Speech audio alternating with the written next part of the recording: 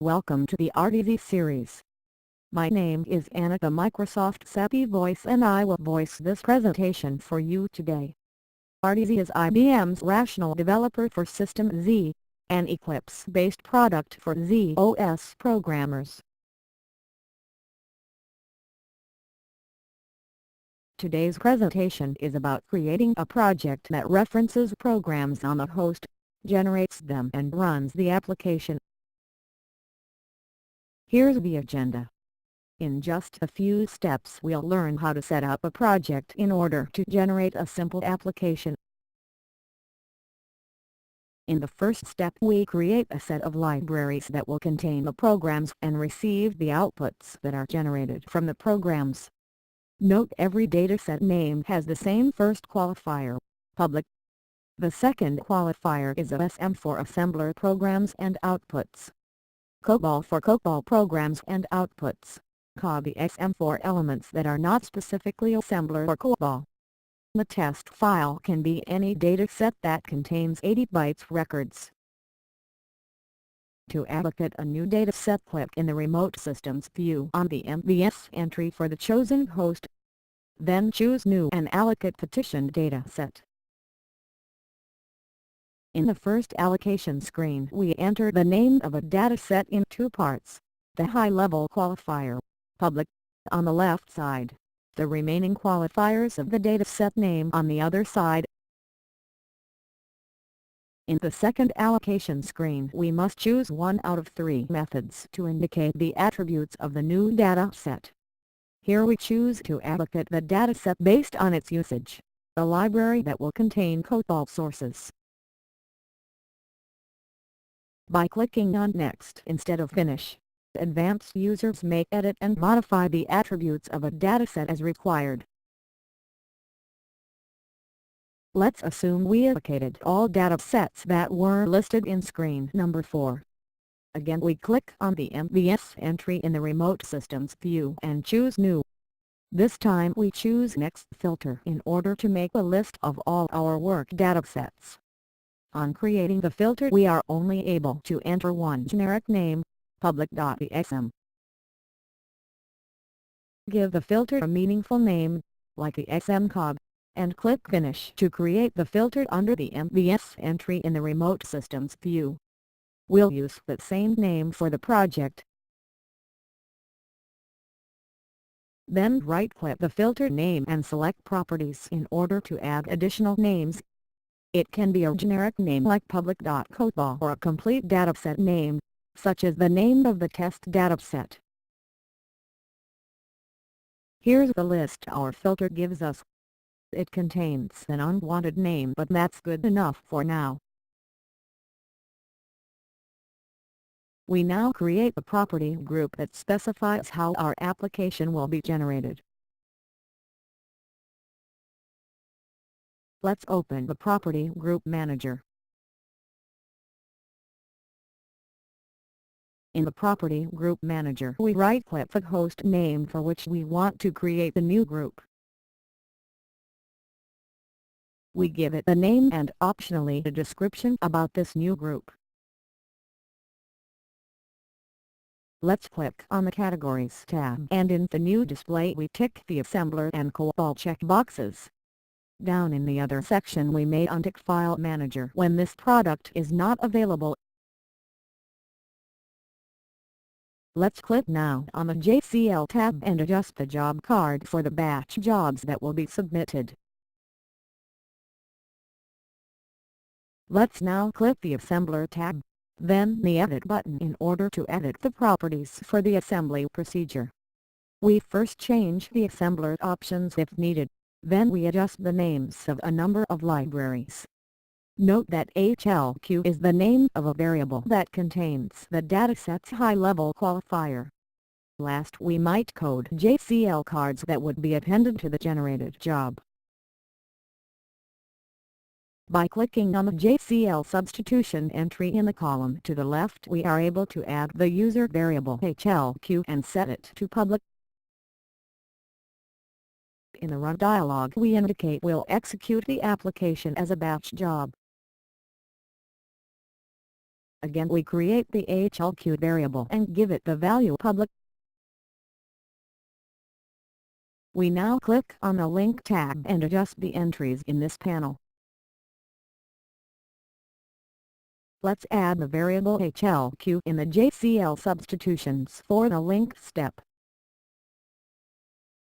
We last customize the entries for the COBOL processor. For the last time we create variable HLQ. Finally, we save our property group. It is now time to create our test project.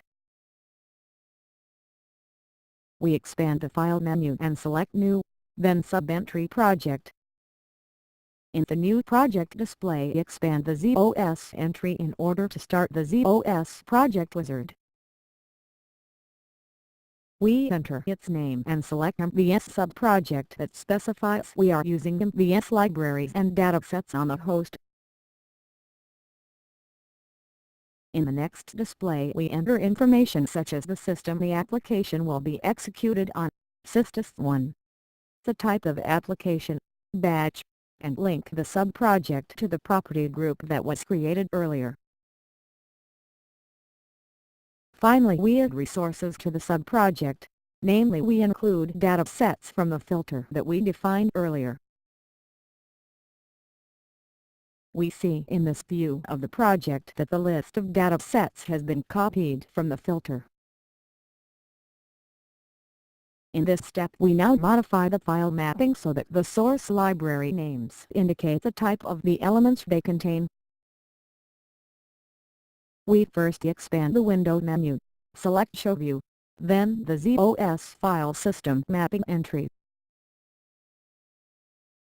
Right-click anywhere in the table and select Add Dataset Mapping from the contextual menu. We create two entries as shown. In one, we associate library names ending with COBOL.src to the workstation CBL extension, and we specify sources should be transferred as text using the IBM 037 code page. In the other one, we associate library names ending with ASM.src to the ASM extension, and sources will also be transferred as text using the IBM 037 code page. For this demo, an assembler program ASMCOG, also a COBOL printer program named Printer, have been stored into our source libraries. The assembler program ensures a dataset has the correct attributes for the printer program to execute correctly. Thanks to the file mapping, the sources now have an extension which makes possible to transfer and edit them in RTZ using a specialized editor, only double-clicking their names. In this step, we submit jobs on the host that will check the syntax of our test programs and generate the application.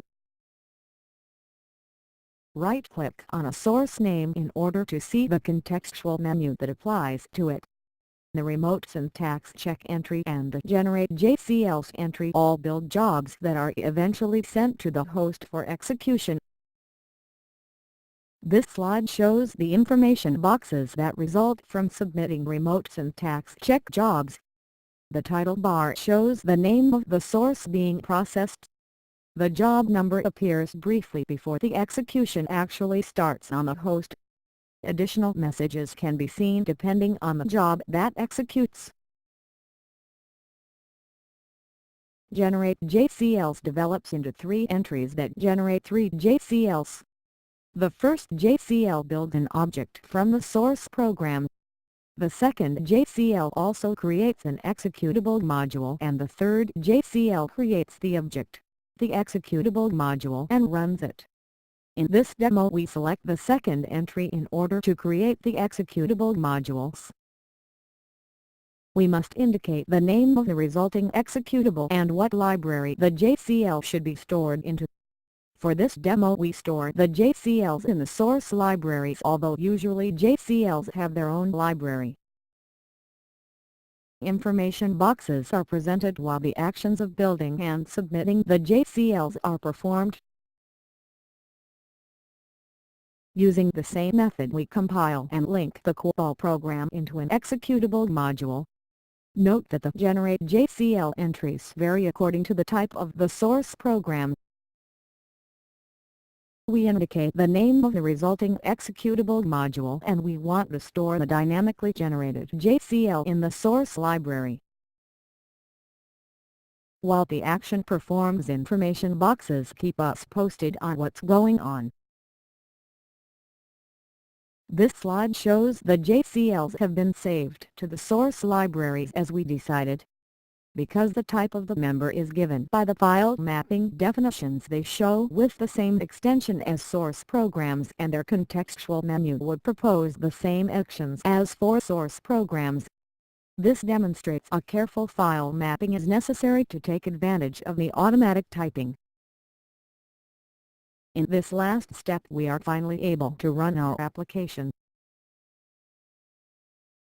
As noted in the assembler program, the application expects the name of a dataset to be passed in the step parameter at execution time. So, in order for our application to print our test dataset, we need to edit the runtime options in our property group again and type the name of our test dataset into the program parameters. As we can see by expanding it, the load library contains the two executables we just generated. Because we gave the application the batch attribute in our property group, the JCL is built and sent to the host for submission. The report and print for our job are available in the JS section in the Remote Systems view. The print of our test dataset can be easily transferred and browsed in RDZ by double-clicking it in the list of outputs for our job. Congratulations! You are now able to set up a project in a RDZ environment, which manages sources and generates an application that executes in a ZOS system.